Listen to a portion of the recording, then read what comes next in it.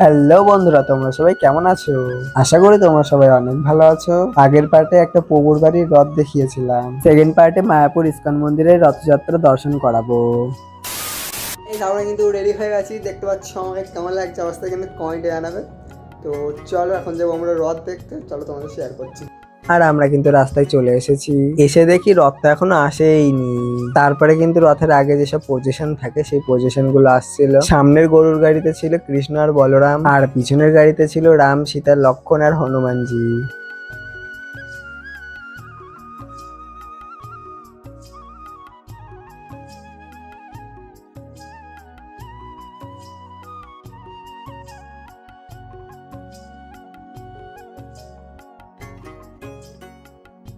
Position দেখতে দেখতে দেখি আমাদের বলরাম দেবের রথ তালুধ্বজ আসছে, তার সঙ্গে দেখো রথটাও কি সুন্দর করে সাজিয়েছে। বাচ্চাদেরকে বাইরে রাখো, বাচ্চাদেরকে বাইরে রাখো, এই বাচ্চাদের সাথে ঢুকছে কেন?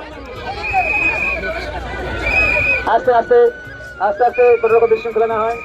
যত আমরা এগিয়ে যাবো তত কিন্তু ভিড় বাড়বে।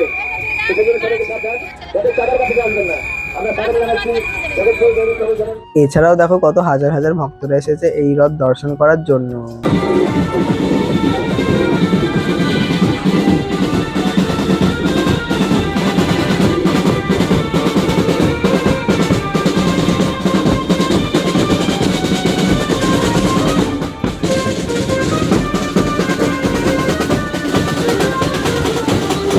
দেখেছো তো আমাদের মায়াপুরে প্রত্যেকবারই এইভাবেই রথ টানা হয়।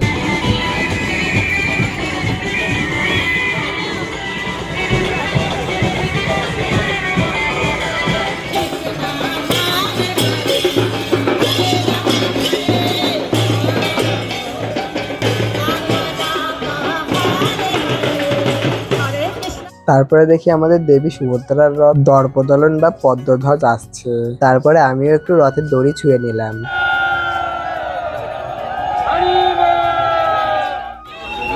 জয় জগন্নাথ, জয় বলদেব, জয় সুভদ্রা মহারানী কি আমাদের জন্মস্থান।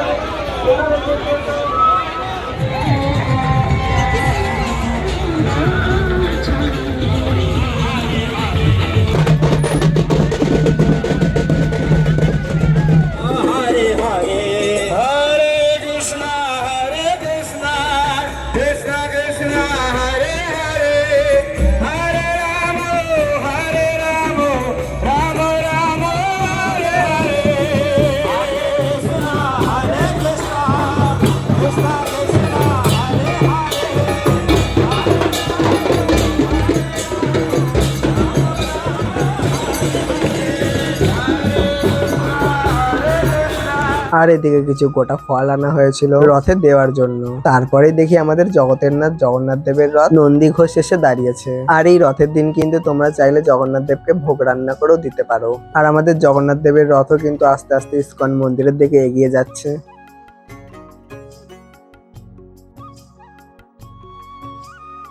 আর এখানে দেখতে পাচ্ছ সোনার ঝাঁটা দিয়ে রাস্তা পরিষ্কার করা হচ্ছে। তারপরে দেখো আমরা নিমাইয়ের জন্মস্থানে চলে এসেছি, আর এখান থেকেও একটা রথ বেরোয়, কিন্তু আজকে আমরা ইস্কন মন্দিরে যাব।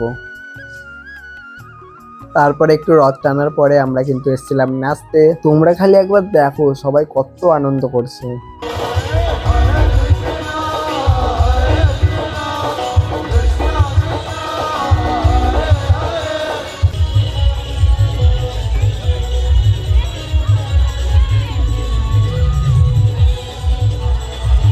আর মন্দিরের সামনে দেখো কত সুন্দর করে ওয়েলকাম লেখা আছে।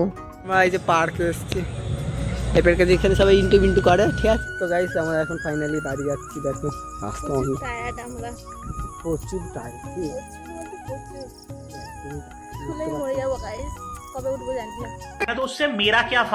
তো তোমাদের এই ব্লগটা কেমন লাগলো কমেন্টে জানাতে ভুলো না। টাটা।